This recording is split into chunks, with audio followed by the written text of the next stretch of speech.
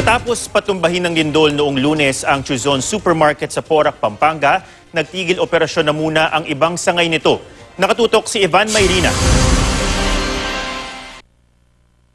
Matapos makita ang gumuhong Chuzon Supermarket sa Porac, Pampanga kahapon, nais si Pangulong Duterte na huminto muna ang operasyon ang iba pang branches nito. Well, in all probability, the one who constructed the supermart here could also be the one who constructed the others.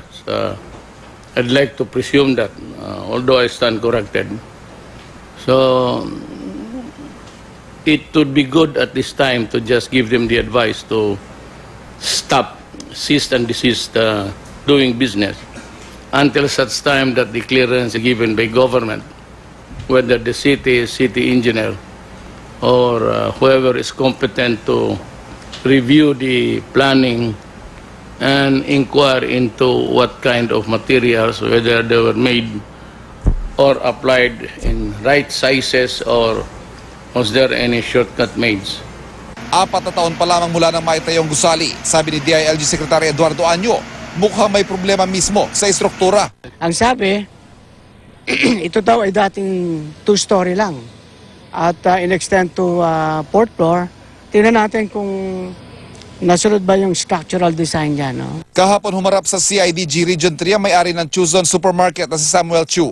Nangako siya ng tulong na 50,000 piso sa bawat pamilyang naulila at sasagutin daw ang lahat ng gastusin sa ospital ng mga nasaktan sa pagguho.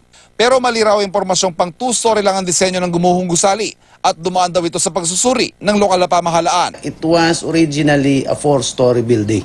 Pumasa naman sa lahat ng testing. In fact, may soil test pa nga. Ayon sa pulisya, kumapagalamang sablay nga ang pagkakatayo ng gusali.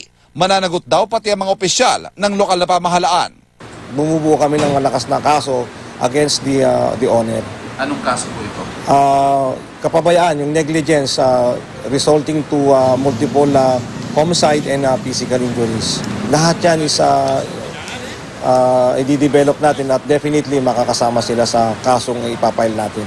Ayon sa abogado ni Chu, handa silang sumunod kung iutos ang pagtigil sa operasyon ng 8 iba pang Chuzon Supermarket.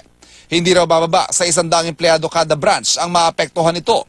Ang Florida Blanca, Pampanga branch, nagtigil operasyon na.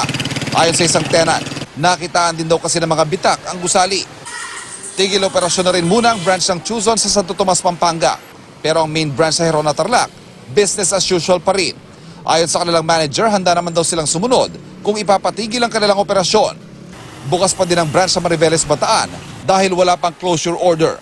Ivan Mayrina, nakatutok, 24 oras.